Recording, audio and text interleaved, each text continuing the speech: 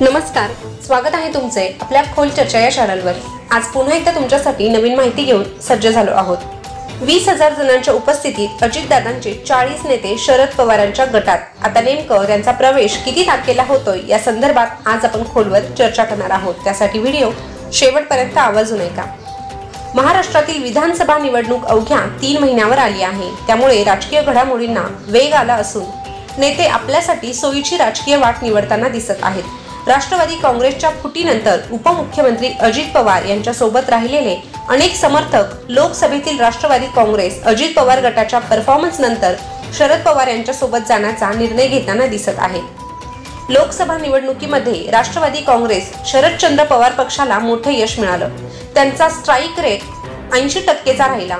यानंतर शरद पवार यांची भेट घेऊन अनेक नेते मंडळी पक्षात प्रवेश करण्याची इच्छा व्यक्त करत आहेत। रोज किमान 2 तास शरद पवार यांना पक्ष प्रवेश करणाऱ्या नेत्यांच्या भेटीगाठीसाठी काढावे लागत असल्याचं खुद्द शरद पवार यांनी सांगितलेलं आहे। काही दिवसांपूर्वी पिंपरी चिंचवडमधून मोठ्या संख्येने माजी नगरसेवकांनी ज्येष्ठ नेते शरद पवार यांची भेट घेतल्याचे पाहायला मिळाले होते। त्यामुळे पिंपरी चिंचवडमधून मोठ्या प्रमाणात राष्ट्रवादी काँग्रेस अजित पवार गटाला खिंडार पडणार हे जवळपास निश्चित झालं होतं। पिंपरी चिंचवड हा उपमुख्यमंत्री अजित पवार यांचा बालेकिल्ला मानला जातो। याच पिंपरी चिंचवडमधून अजितदादा सोबत असलेले 40 नेते राष्ट्रवादी काँग्रेस शरदचंद्र पवार पक्षामध्ये प्रवेश करणार असल्याचे समोर आले आहे।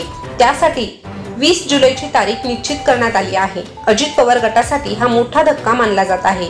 विधानसभा निवडणुकीपूर्वी होणाऱ्या या पक्ष प्रवेशामुळे शरद पवार गटाची ताकद वाढणार आहे। विधानसभा निवडणुकीच्या तोंडावर होत असलेल्या या पक्ष प्रवेशाच्या निमित्ताने मोठ्या प्रमाणात शक्ती प्रदर्शन देखील केले जाणार आहे। 20 जुलैच्या या सभेसाठी जय्यत तयारी करण्यात आली असून 20,000 कार्यकर्ते आणि पदाधिकारी यांच्या उपस्थितीत ही सभा होणार असल्याचं पक्षाकडून सांगण्यात आलं आहे।